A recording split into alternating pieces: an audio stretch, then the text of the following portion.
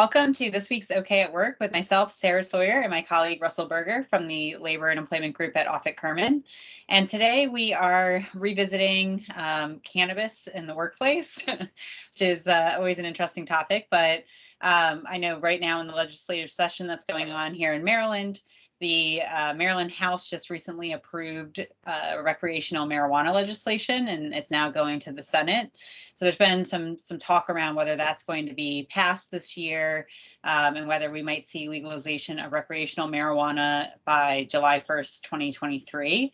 Right now in Maryland, we have medical marijuana, but it's still outlawed for recreational use. So should be interesting moving forward, kind of how those laws are changing and adapting. But marijuana usage in the workplace has been something that definitely over the last several years, employers have been having to pay attention to, just kind of in adapting their policies for the practical realities of the increase in marijuana use for medical purposes. And then in other states, there's already recreational marijuana usage. So what are some things that employers need to be considering, Russell? Yeah, well, first, always important to note that cannabis is still legal at the federal level, and there are a couple places where testing is still required. So, for example, the Department of Transportation has certain regulations that require testing. And they're largely kind of obvious safety issues. So you would know if those already apply to you. And I think in those industries and those types of jobs, it certainly still makes sense. It's still required to do some testing, so that makes sense. Federal government contractors have to have a drug-free workplace policy. It's not clear that that necessarily entails testing. But it does require having a certain policy in place. So, those government contractors still should be conscious of that and take appropriate steps to be in compliance with the laws that regulates them. But then for most other employers, it's not as critical an issue. It's not as, and I should say it's not required. So it leaves the employer with a lot of discretion. And so the question that employers have to ask is, is it worth it for me to test? And should I do this? Should I not do it? How much do I really care? How hard do I want to enforce a policy that says, if you use marijuana at all, you're going to be terminated, as opposed to if you use it in the workplace, you're going to be disciplined up to and including termination.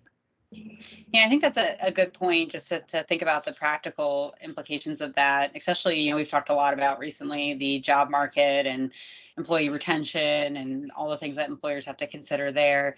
So definitely something to consider from a practical standpoint about what really matters to you as a business. And obviously usage at work that interferes with people doing their jobs is one thing, but figuring out what people are doing in their spare time is a whole nother matter. There's also, with the medical usage, there's also some states that have protections for people with disabilities that are using medical marijuana. As of right now, the Americans with Disabilities Act, it does not require employers to accommodate cannabis usage, but I know, and I don't believe in Maryland either we have anything that requires people to provide accommodations for cannabis either. But as these laws are changing and adapting, and it's always something that we want to keep an eye out for. And then some states do have laws in place that employers would need to consider. Right. And that's certainly tied to the medical usage. And I don't know that would be part of a recreational permissive law. But certainly from the medical standpoint, because we have plenty of laws that protect people who take medicine, and if you consider cannabis to be a medicine, which certainly in the state of Maryland we do, it could be protected. And other states have gone, as you said, have gone farther and specifically said that. Maryland has kind of left that question unanswered for the time being. And ultimately, I think like a lot of employer decisions, for me, I think the right calculus for looking at this is, does this help my company? How important is it? Again, if you have, because testing isn't going to necessarily give you a result as to whether someone was using cannabis, before they walked into the office in the morning. So they could have used it over the weekend. It could stay in their system for a month. Um, what good does that really do? Does that really help your business? Um, so I'm generally of the mindset if you're not in a business where safety is an issue, which, as I said earlier, like you should definitely take a more stringent approach if safety is part of it, or if the Department of Transportation requires you to take a more stringent approach. But if you're not, you know, I think it's like a lot of other things. It's like alcohol use, where you want to manage it. You don't want people, under the influence in the workplace on the clock, because if they're not able to perform up to your expectation because they're inebriated, that's not what you're paying for, and you're not getting fair value for your employment hire. But short of that, you have to make a decision for your company whether it actually matters and whether you want to go through the process of testing and regulating. So, um, but I know there's a lot of employers that focus on behavior, and if the behavior is poor, then maybe we'll test.